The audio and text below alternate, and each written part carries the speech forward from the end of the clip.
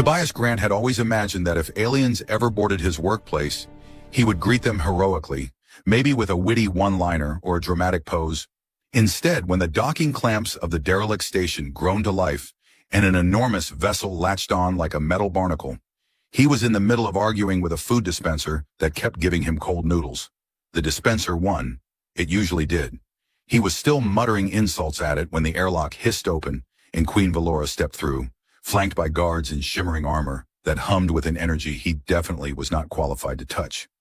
She looked mostly human, except for long, elegant ears that curved like polished silver blades, ears that twitched in a way that suggested she heard everything he said, including something unfortunate about the noodles. She studied him with cool calm, as if she'd just discovered a primitive creature attempting to fix its own habitat. Tobias tried a smile that hopefully didn't look like a grimace. She introduced herself with regal precision, her voice carrying a melodic undertone that felt like it echoed inside his ribs.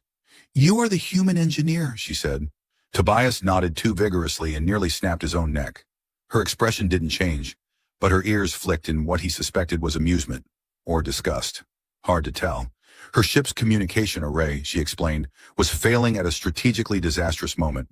Her enemies were closing in, and her fleet needed long-range contact restored immediately. Tobias tried not to look too enthusiastic about finally having something alive to talk to.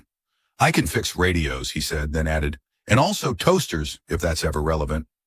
The guards glanced at each other. Valora didn't. Her gaze stayed fixed on him, like she was trying to determine if humans were truly as ridiculous as the archives claimed. She brought him through the cold corridors of the station, its dim lights flickering like old candles, though Tobias swore they flickered more dramatically when she passed. Everything did. Even the stale air seemed to smell slightly better. He followed her onto her command ship, trying not to stare at too many glowing alien panels in case one vaporized him for looking disrespectful.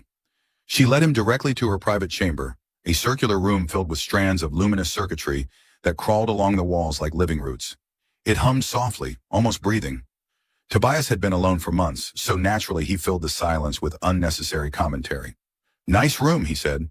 "Looks like a yoga studio designed by someone who hates relaxation." One of her ears tilted in that subtle way again, the universal sign for, "I hear you being stupid, human." But she didn't tell him to stop. That alone felt like progress. Her communication array sat in the center of the chamber, crystalline and intricate, like someone had fused a harp with a satellite dish and then sprinkled on stardust. Tobias approached it carefully, half expecting it to bite him. While he worked, Valora stood close enough that he could sense the faint, static field that surrounded her, a shimmering echo of her species' natural energy. He pretended not to notice her watching his every move with focused intensity. She pretended not to notice him, nearly dropping a calibration wand twice. It didn't take long for him to realize the array wasn't broken. It wasn't even damaged. It was unplugged. Completely. Someone had simply disconnected a key conduit. He swallowed a confused laugh. Either her fleet's technicians were terrible, or he was walking into something far larger than a routine repair job. "Well," he said lightly, "I found your problem. Very advanced diagnosis. Someone forgot step 1. He mimed plugging something in. Classic tragedy." Valora stepped closer, her long ears angling toward him with sharp focus. For a moment, the humming room felt heavier, as if the circuitry itself leaned in. Her expression didn't shift, but something in her golden eyes did. Something knowing, something he didn't entirely trust. Tobias reconnected the conduit, and the entire device came alive in a pulse of blue light. The sudden flare illuminated every line of her face, every metallic thread in her hair, making her look like a goddess painted in starlight. "That will restore your long-range channel," he said softly, stepping back. Valora didn't move, didn't thank him, didn't even glance at the newly awakened array. Instead, she lifted one hand and pressed her palm to a panel by the entrance. The massive door slid shut with a sound that echoed like a promise or a threat. A deep, final click reverberated through the chamber, sealing them inside. Tobias blinked, then blinked again. He said, choosing his words carefully. "Just checking. That wasn't a celebratory feature?" Valora turned toward him, the chamber's light glinting on her ears, her expression unreadable. She took a slow step closer. "No," she said. "It was not." Tobias had seen many concerning things in his life. Microwaves catching fire, vacuum toilets misbehaving, his reflection after 3 months of isolation. But nothing compared to the alien queen locking the door with the calm assurance of someone sealing a vault. The heavy click echoed through the chamber, like it had been waiting for years just to trap a human engineer inside. Tobias raised his hand slowly, as if to show he was unarmed, harmless, and very open to negotiations that involved not being vaporized. Valora approached with the steady grace of someone born into command. Her long ears angled forward, their delicate edges catching the chamber's soft light. Tobias tried not to stare. He failed. They twitched, sharp, precise, and expressive, like antennae tuned to every uncomfortable thought in his head. She stopped only a breath away, enough that the faint static field around her brushed against his skin like warm air. "You fixed the array quickly," she said. "Well," Tobias replied, "in my defense, the cable was just hanging there. I didn't even need my serious engineer face. I wasted it today." One of her ears flicked sideways. It might have been amusement or irritation. Hard to tell with ears capable of more acting than most humans. She circled him with slow steps, her boots whispering against the metallic floor. "You handled the device as if you already understood its design. I mean, wires are wires, circuits are circuits, and this thing is basically a glowing harp with an attitude problem." She paused behind him. Tobias felt the weight of her stare travel down his spine like a cold drop of water. "Do you believe I summoned you merely for a routine repair? Call me overly optimistic, but I was hoping you didn't bring guards in a star cruiser just to fix your version of a radio." Valora stepped ahead of him again, facing him directly. Her gaze held a strange intensity, focused, sharp, yet carrying something almost cautious. She lifted one hand and tapped her fingers lightly on the central console. The circuitry pulsed, responding to her touch with gentle ripples of light. "This chamber," she said softly, "contains technology older than my empire, older than my lineage." Tobias nodded slowly. "So, not a spa, after all." Her lips curved for the first time, not fully a smile but something that softened her severity. She walked toward a wall covered in woven patterns of shimmering cables. With a simple gesture, the strands parted, revealing a hidden panel. It displayed a star map marked with shifting red lines that looked disturbingly like arteries. "My enemies believe we are weak," she said. "They believe we have forgotten the knowledge of our ancestors. They believe we cannot unlock what sleeps beneath this station." Tobias squinted at the map. "Is what sleeps under us friendly? Because I fix machines, not ancient cosmic monsters." "Not a monster," she replied, "though mishandled, it may behave like one." "That doesn't make me feel better." She turned from the map and faced him fully. "The device beneath this station is a quantum bridge, a gate stretching beyond space, built by a civilization that vanished before my people could speak." "Oh," Tobias said quietly. "So, a big door." "A door," she echoed, "to possibility or annihilation." "Fantastic," he muttered. "Love a good coin toss." Her ears twitched again. "Do you mock because you fear?" "I mock because I've already exceeded my fear quota for the week. If something doesn't try to kill me soon, I'll be concerned." She took a step closer, her expression unreadable, her voice lower. "You repaired something my technicians could not. You saw the truth of the array in moments. That is why you are here." Tobias blinked. "To fix the cosmic death door?" "Yes." He opened his mouth, closed it, opened it again. "Of course, sure. Why not? I'm already locked in a room with a queen and her light-up decor. Let's add universe-threatening machinery to my to-do list." Valora's gaze softened. "Only slightly. Your humor is strange, but useful." "Trust me," Tobias said. "If you knew how often humor has saved me from panic attacks, you'd hire me as your royal jester." Her head tilted and her ears angled upward in a way that suggested she was genuinely considering the concept. "My court has no jesters." "Then I'd be the first. I'll start by juggling plasma grenades." "That would kill you." "Exactly, it's subtle commentary." Silence stretched between them, gentle but weighted. The room's lights dimmed in response to the queen's shifting emotions, as if the circuitry itself was attuned to her inner pulse. Tobias watched her carefully. She was beautiful, undeniably, impossibly. But beauty wasn't the danger. The danger was how her presence seemed to twist the gravity of the room, pulling him into an orbit he wasn't prepared for. "The bridge is unstable," she finally said. "If it collapses, so will my empire. If my enemies take it, the galaxy will burn." Tobias let out a long breath. "Okay, so we stop that." Her voice dropped to a whisper. "Help me, Tobias Grant." He swallowed, hard. "Just to be clear, saying no isn't an actual option, right?" "No." "Great," he said. "Then let's go save our galaxy. But first, can we unlock the door?" I promise I won't run away. Probably. Her ears shifted in what looked unmistakably like amusement. She placed her palm on the panel once again. The door remained locked. We leave, she said. When I decide we leave. Tobias groaned softly. Locking the door again? At least buy me dinner first. Velora blinked slowly. Is that a human ritual? Only on the good dates. She considered this with regal seriousness. Then perhaps, she said, we will discuss these rituals.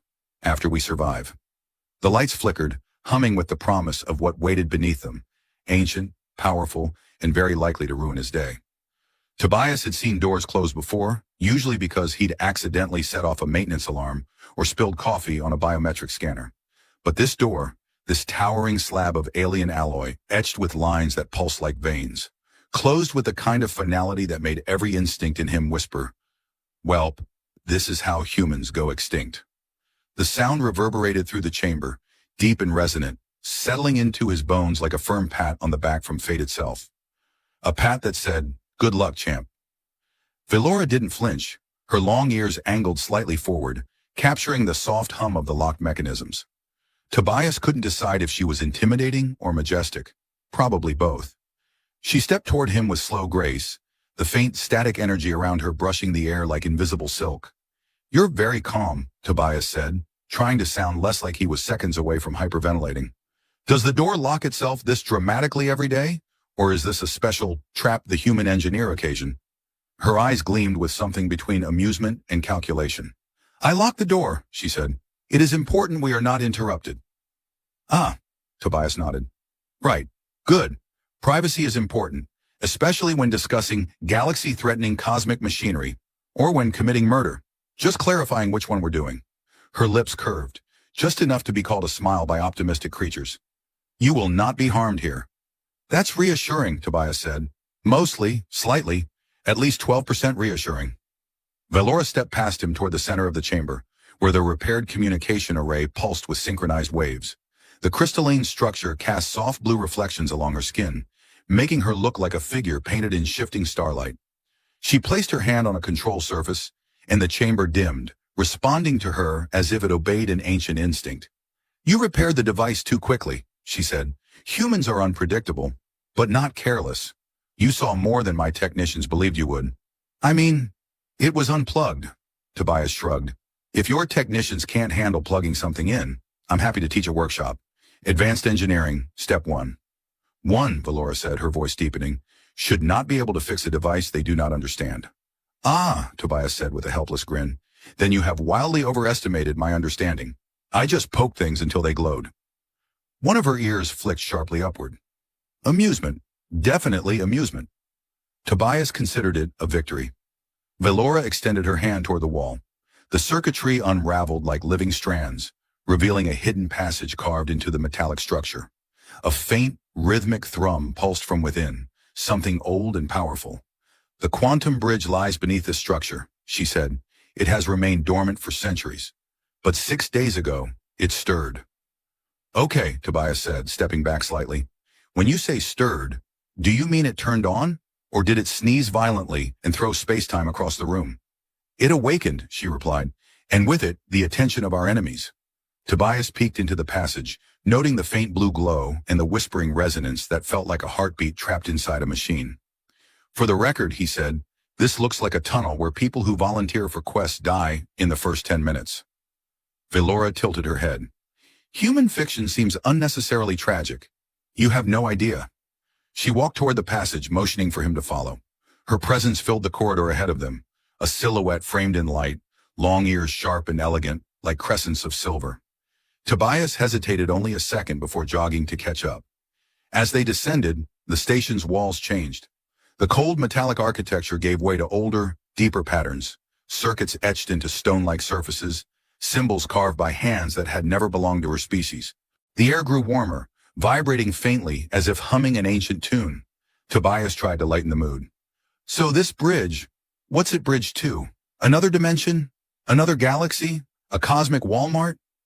Velora considered him with a calm patience. It is a gate to distant realms, a passage that could unite worlds or end them. He swallowed. So, not Walmart. They reached a circular chamber deep beneath the station. At its center floated a structure that looked half machine, half sculpture, an intricate lattice of swirling rings suspended over a pit of shimmering energy. The rings rotated in unpredictable patterns, their movements accompanied by distant chimes, like wind passing through ancient glass. Tobias stepped closer, eyes wide. This looks like something a mad scientist built after drinking too much cosmic coffee. It was created by the ancients, Valora said softly, those who shaped the first paths through the void. Cool, Tobias whispered. Terrifying, but cool. Valora approached the structure, extending one hand. The rings slowed, responding to her presence, their light shifting from cold silver to warm gold. She looked back at him, her expression solemn. This machine cannot be repaired by my people. We no longer understand its song. But you, she paused, studying him. You see the patterns others do not.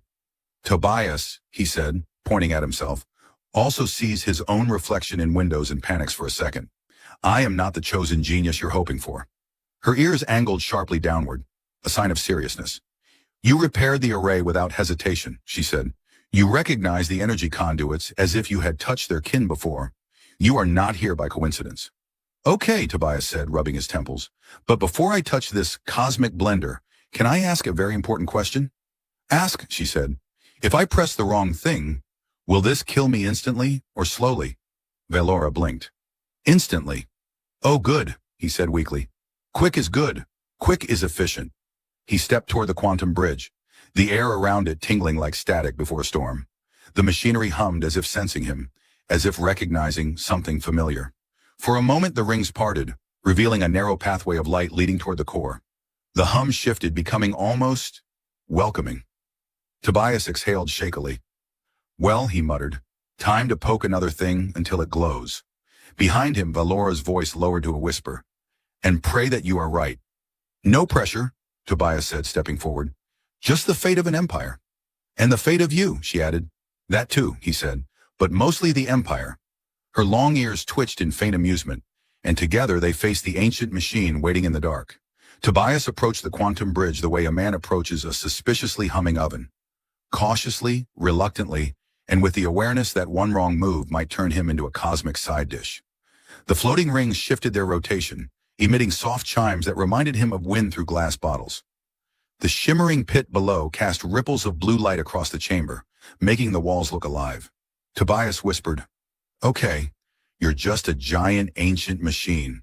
Totally fixable. Probably. Maybe. Valora stood behind him, her posture straight, her long ears angled toward the device in a way that made her look both regal and worried. Tobias didn't think queens were supposed to look worried. That alone made his stomach tighten. This machine responds to emotion, she said softly. To intent. Proceed carefully. Oh, good, Tobias muttered. It's psychic. Perfect. I can barely handle the coffee maker judging me every morning. He reached toward the nearest ring.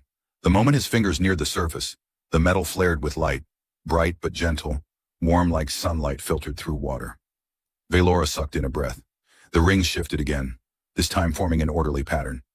It recognizes you, she said. Tobias blinked. Okay, slow down. Recognizes me as what? Its friend? Its prey? Its long-lost cousin who owes it money? As someone compatible with its design, she replied. A wielder of patterns. A builder. Well, my mother always said I was good at puzzles. He stepped closer, examining the rings. Lines of energy ran along them in erratic pulses. Each pulse was out of sync by fractions of a second, just enough to destabilize whatever the machine was supposed to do. Tobias frowned, adjusting his stance. This is a timing issue, he said, like a badly tuned engine, or a quartet where everyone's playing the same song but in different centuries. Valora moved beside him, her presence steady. Can you repair it? Maybe, he said, but I'll need tools and instructions, and a will. The machine responds to your mind, she said. Your intention shapes its behavior. Tobias froze. Absolutely not. My brain is a chaotic place. One stray thought and this thing will teleport us into the digestive tract of an ancient star god. Valora placed a hand lightly on his shoulder. The touch was warm, grounding, steadying. You have already done the impossible. Trust yourself. He swallowed hard. No pressure then. The rings pulsed again, vibrating with increasing irregularity. The shimmering pit below brightened, Waves of energy surged upward like a reversed waterfall, spiraling toward the ceiling. Alarms began to chime across the chamber in tones Tobias didn't understand, but instinctively recognized as bad. "Okay, it's getting angry," he shouted. "Or hungry, or both." Valora stepped closer. "You must enter the calibration path." "The what now?" She pointed toward a narrow beam of light forming between two rotating rings. It pulsed softly, offering itself like an invitation, or a dare. "Nope," Tobias said. "Not doing it. That is a death beam. That is exactly how people die in every sci-fi movie ever made." "Movies?" she asked. "Fictional prophecies of my self-destruction." The rings trembled violently. The chamber shook. Stone cracks formed along the walls. Valora's guards shouted from the passageway, but she silenced them with a sharp gesture. "Tobias," she said firmly, "if you do not intervene, the bridge will collapse. Define collapse. It will tear the station apart." "Okay," he said, raising a finger. "See, that's the kind of detail you should lead with." He took a deep breath, stepped toward the beam, and placed one foot inside it. Instantly, the world shifted. The chamber blurred. The rings grew impossibly tall, their rotations stretching across dimensions his mind refused to count. The energy pit below glowed like a newborn star. But at the same time, everything felt clearer, simpler. The erratic pulses resolved into a recognizable pattern, a rhythm. Tobias realized the bridge was trying to synchronize itself, but lacked a reference point. "You're off beat," he whispered to it.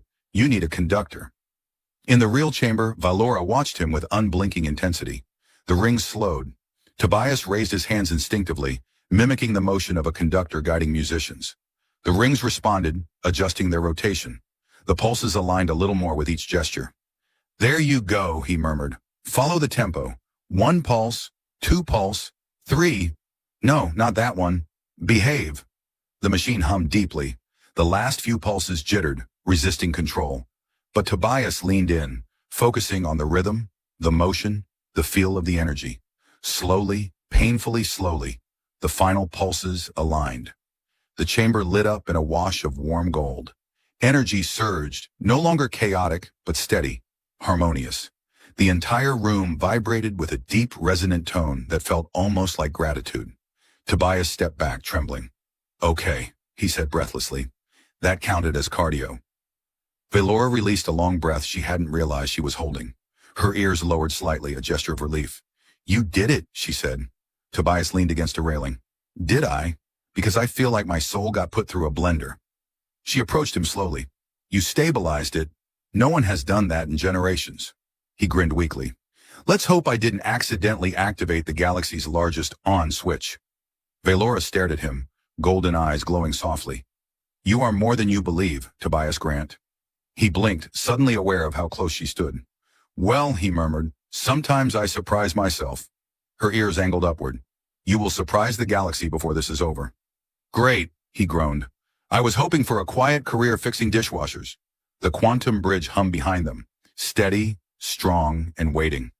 The first explosion hit so hard that Tobias thought someone had drop-kicked the entire station. The walls shuddered, dust rained from the ceiling, and somewhere above them, metal screamed in protest. Tobias grabbed the nearest support beam, clinging to it like a man hugging his last sandwich. "Okay," he yelled over the echoing shockwave. "Either that was your fleet signaling a very aggressive hello, or we're under attack." Valora didn't flinch. Her long ears lifted sharply, attuning to distant vibrations.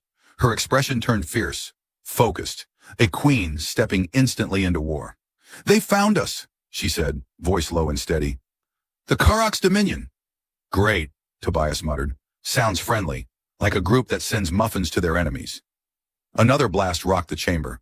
This one rattled Tobias's teeth.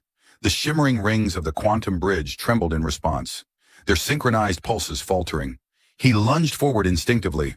"No, no, no, do not start shaking. We just had therapy, you and me. Stay aligned." Valora touched her wristband. A hologram flickered to life, showing her fleet in disarray.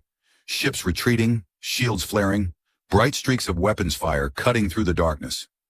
"They bypassed our outer scouts," she said. "Their aim is the bridge." "Because of course it is," Tobias said. "Why shoot at anything practical when you can target the giant ancient machine that reacts to my emotional stability?" Her golden eyes snapped to him. "Can it withstand an assault if you maintain the calibration?" It barely withstands me, Tobias said. So unless you want it to turn into a cosmic blender again, I need a calm environment, preferably one without explosions. A cracking sound echoed through the chamber as one of the overhead pillars split. Valora's guards rushed in, weapons drawn, each one wearing armor that hummed with contained plasma. The lead guard knelt. Queen Valora, we are breached. The enemy enters the lower levels. Tobias stared at the guard. You let them in here? You had one job. Valora raised a hand. Prepare for defense. Hold them at the corridor. Grant and I will stabilize the bridge. The guard blinked. You trust the human with the ancient's relic? I trust him more than the odds, she said, her voice cold and commanding. Tobias whispered, Wow, no pressure. Valora stepped beside him, her presence grounding amid chaos. Focus. Feel the machine, not the battle. Easy for you to say. You have a royal brain. Mine is currently screaming. Still, he moved toward the rings, placing both hands on the nearest one. The machine hummed like a great beast awakening. Energy surged beneath Tobias's fingertips, warm and alive. He tried to steady his breathing, syncing with the rhythm he had found earlier. Another explosion shook the chamber, closer this time. The lights flickered. From the corridor, the sound of plasma fire erupted. Shouts, metal clashes, screams. Tobias squeezed his eyes shut. Don't think about the battle.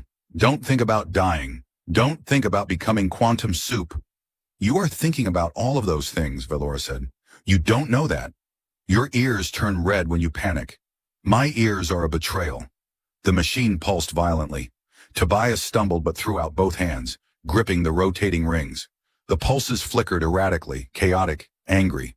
He forced himself to listen, to feel for the true pattern beneath the noise. Slowly, painfully, the rhythm emerged again. He guided the pulses, pushing them toward alignment. Tobias! Valora called. Behind you! He turned just in time to see a Karak soldier leap through the broken doorway, claws extended, armor bristling with spikes. Tobias screamed and ducked, grabbing the nearest object. Unfortunately, a calibration rod he definitely wasn't supposed to throw, and hurled it at the attacker. To everyone's shock, it hit the soldier square in the forehead, stunning him. Tobias blinked. I did not expect that to work. Valora shot the soldier with a burst of energy that sent him tumbling into the wall. More enemies swarmed into the chamber, their eyes glowing with predatory fury. Her guards engaged them with swift, efficient strikes. But they were outnumbered. Tobias, keep working, Valora commanded.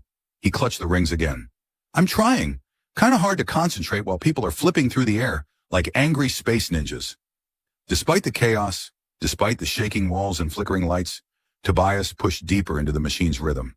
He guided each pulse gently, coaxing the energy back into harmony. The bridge responded, slowly, stronger. A deep resonance filled the chamber, vibrating through their bones. Light burst upward from the center of the machine, forming a swirling column of gold and blue. Valora glanced up, eyes widening. It's awakening. Is that good? Tobias shouted. It depends, she said. On what? On whether you survive the next 10 seconds. Before Tobias could protest, an enormous Karak's brute smashed through the doorway, roaring. Tobias shrieked, Why are they always bigger? The brute charged toward him. Tobias frantically slapped the nearest control rune. Bridge, do something! The quantum machine pulsed violently. A gravitational surge hit the chamber. Suddenly, the floor tilted sideways, completely sideways. Everyone, guards, enemies, even Tobias, slid across the room like bowling pins. Valora slammed into a pillar but recovered instantly. Tobias spun across the floor, arms flailing. I didn't mean that much! The brute tumbled past him, roaring in confusion. Finally, the gravity snapped back into place. Everyone crashed to the ground in a messy heap. Valora pushed herself up, brushing dust from her armor. Tobias? Yes? He groaned from the floor. That was effective. I call it advanced tactical engineering, he wheezed. Patent pending. The chamber trembled again as more enemy ships arrived. Valora extended a hand to help him up. You kept the bridge alive, she said. He took her hand, rising shakily. Let's hope it returns the favor. Behind them, the quantum bridge hummed, alive, awakened, and hungry for whatever came next. Tobias was fairly certain that if he survived this, he was going to need therapy, a nap, and possibly a full system reboot. The quantum bridge pulsed behind him like a giant heartbeat carved from light, and every tremor of the station made him imagine the whole structure collapsing like a badly assembled IKEA shelf. Plasma fire echoed through the corridors as Vylora's guards struggled to hold the enemy back. Vylora stepped beside him, her posture sharp, her long ears angled forward. Battle mode for a queen whose calm could command starfleets. "The Dominion is breaching the final corridor," she said. "Their reinforcements are minutes away." "Minutes?" Tobias squeaked. "Minutes is not enough time to do anything meaningful. I can't even microwave noodles properly in minutes." Vylora's golden eyes softened, just slightly. "You have already accomplished far more than was expected. But there is one last task." "Oh, great," Tobias sighed. "The one last task that always gets people in trouble. Let me guess. It involves something dangerous, unpredictable, and likely to kill me." "Yes," she said. "Fantastic. Just fantastic." She motioned toward the core of the quantum bridge. The swirling rings parted, revealing a narrow platform spiraling downward into a chamber of molten blue light. Tobias's stomach dropped as he stared. "That looks like a place where people get vaporized." Vylora stepped closer, lowering her voice.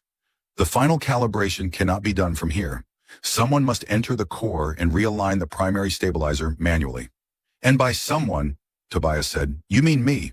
"Correct." He ran a hand down his face.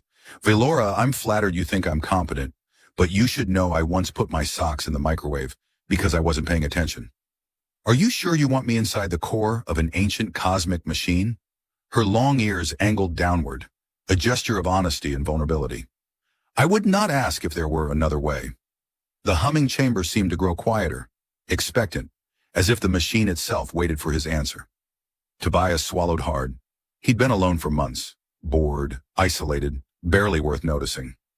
Now a queen was asking him to save her empire. "Okay," he whispered, "but if I die, please lie to my obituary. I want to sound heroic." Vylora didn't smile, but her eyes warmed. "You will live." "That sounds like optimism. I don't trust optimism." A sudden blast shook the chamber, throwing sparks from the ceiling. A guard stumbled into the room, panting. "My queen! They've breached the inner hall. We cannot hold them." Vylora nodded, closing her eyes for a brief moment. When she opened them again, determination burned there. "Form a defensive line. Buy us every second." The guard saluted and rushed out. Tobias stared after him. "They're buying seconds, not minutes. Seconds." "Then we must not waste them," she said. Together they approached the platform. Tobias took a shaky step onto it. The moment he did, the rings shifted, lowering the path deeper into the radiant chamber. Heat brushed against his face. Not burning, but heavy, like standing near the sun. "Okay," he muttered. "If I get vaporized, please make sure my tools go to someone responsible." "I will ensure they are honored," Vylora said solemnly. "That is way more respectful than I expected." He stepped deeper into the core. The rings rotated above him in a cosmic dance, each one humming with resonant frequencies that vibrated in his chest. The light around him swirled in spirals, like a galaxy forming around a single star. "Tobias," Vylora called from the platform edge, "the stabilizer sits at the heart of the core. You must match its rhythm, its pulse, to the pattern you created earlier." "No pressure," he said. "Just sync my heart with a cosmic engine. You have already proven you can do it."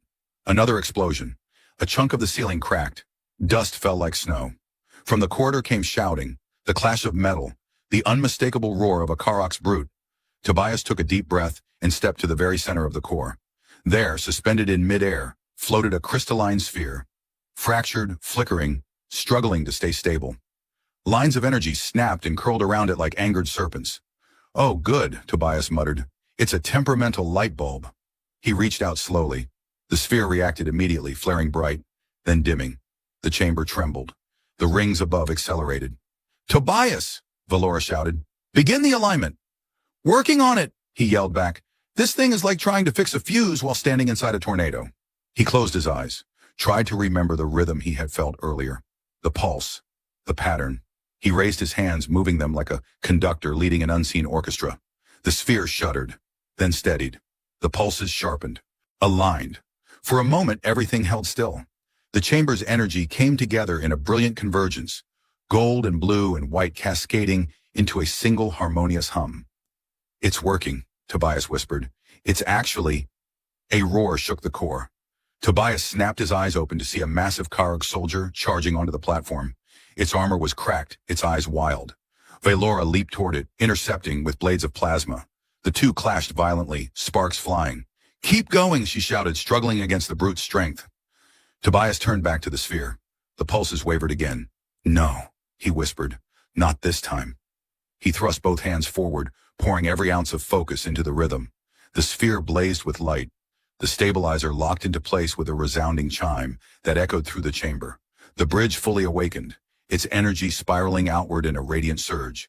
A shockwave burst from the core, blasting the Karok's brute backward and slamming him into the far wall. Tobias collapsed to his knees, panting. Valora rushed to him, catching him before he fell further. You did it, she breathed. He managed a weak smile. If I pass out, tell everyone that I looked cool doing it. Valora held him steady, her voice soft but fierce. You have saved my people. And my face, Tobias mumbled, because if that brute punched me, I'd need a new one. Her long ears angled upward, a sign she was amused, relieved, and trying not to show either. The quantum bridge hummed with new, powerful life, and the galaxy waited for what would come next. The chamber slowly fell still, as if the ancient machine itself had exhaled for the first time in centuries. Light spiraled gently around Tobias, fading from blinding brilliance to a warm, steady glow. He lay half-slumped against Valora's arm, chest rising and falling in ragged breaths. His hair stuck up in chaotic angles. His clothes were scorched.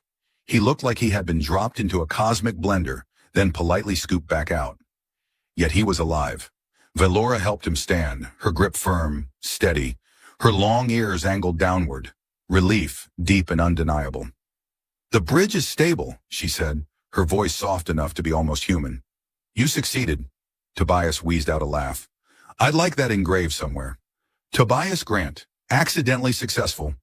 She tilted her head. Accidentally?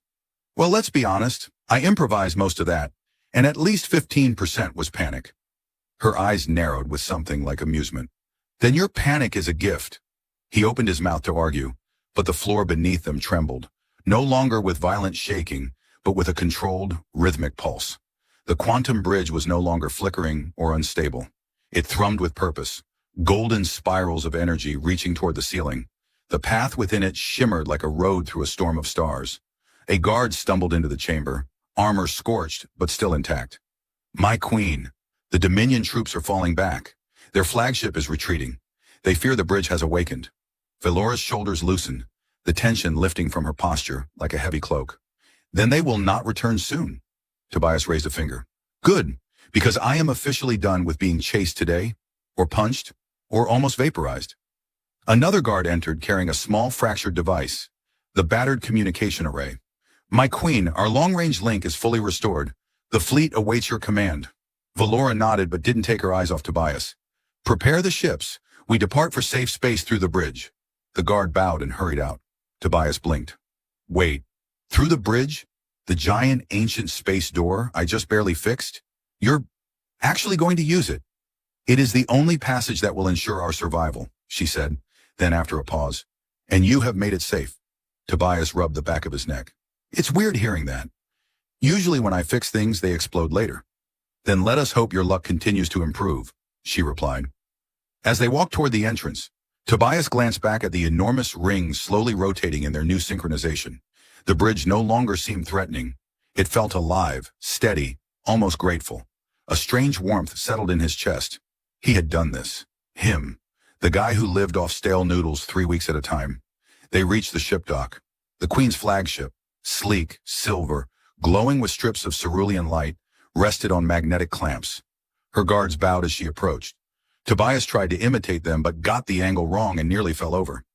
One guard politely pretended not to notice. Inside the ship, medics checked Tobias, poking at him with glowing instruments. One declared, "The human lives." Tobias groaned. "Please don't sound surprised." Valora dismissed them and guided Tobias toward the observation platform at the front of the ship. Beyond the transparent barrier, the quantum bridge spiraled open, a vortex of shimmering light, swirling like a cosmic river that had just remembered how to flow. Tobias stared. That is beautiful and terrifying. Mostly terrifying. Valora stood beside him, hands clasped behind her back. My people will survive because of you. I mean, you helped a little, he said. Her long ears lifted in amusement. A little. Okay, a lot. Mostly you. I panicked creatively. Silence settled between them, not heavy, but warm. The bridge pulsed. Valora's voice softened. Tobias Grant. Yes. When I locked that door, I feared you would refuse to help. Many would have. I considered it, he said honestly. But then I thought, if I don't try, I'll die anyway. So I may as well die looking brave. She stepped closer, her golden eyes studying him with a gentleness he hadn't seen from her before. You look brave to me now. His heart thumped harder than any quantum machine. That's new. New. People don't usually look at me like that. She tilted her head slightly. Then they did not look closely. For once, Tobias had no joke ready, no nervous comment, only a tight, quiet breath. The ship rumbled, the engines engaged. Outside, the fleet formed a formation of gleaming arcs around the Queen's vessel. Tobias Grant, Valora said, you have saved us, and in doing so, you have tied yourself to our fate. The ancients would say, the bridge recognizes its keeper. Tobias blinked. Keeper? No, I can't be a keeper. I lose my socks every week. Perhaps, she said softly, you now have something worth keeping.